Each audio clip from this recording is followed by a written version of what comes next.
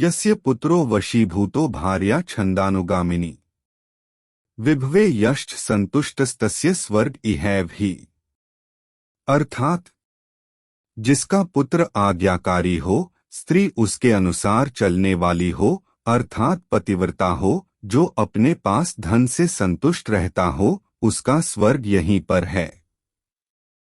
यहाँ चाणक्य का कहना है कि मनुष्य को आज के जीवन में अथवा किसी भी काल में क्या चाहिए, यही कि उसकी संतान उसके कहने में चलती हो, आज्ञाकारी हो, उसकी स्त्री पतिव्रता हो, अर्थात उसी के प्रति पूरी तरह समर्पित हो, और जो धन वैभव उसे मिला हो वह उसी पर संतोष धारण किए हो, तो उसे किसी स्वर्ग को परलोक में तलाश करने की आवश्यकता नहीं है।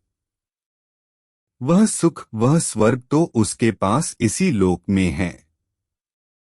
कहने का आशय यही है कि आदमी को सदैव संतोषी होना चाहिए।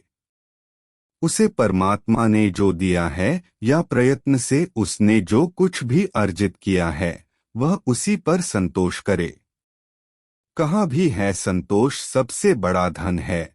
इसी प्रकार यदि उसने अपनी संतान में श्रेष्ठ गुणों का समावेश कराया है, तो उसकी संतान निश्चित रूप से आज्ञाकारी होगी।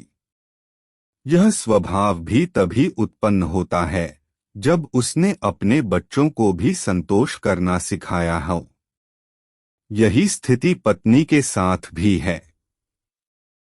पत्नी में यदि कहीं असंतोष की भावना पनप रही है, तो वह भावना उसी तक सीमित नहीं रहती, वह उसके बच्चों में भी पनपने लगती है।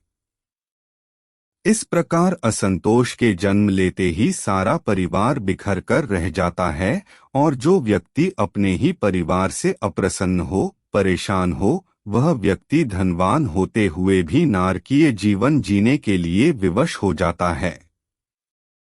मूल भाव यही है कि परिवार का पूरा उत्तरदायित्व यदि पिता संभालता है, तो निश्चित रूप से उसकी पत्नी तथा उसकी संतान उसकी आज्ञाकारिणी होगी।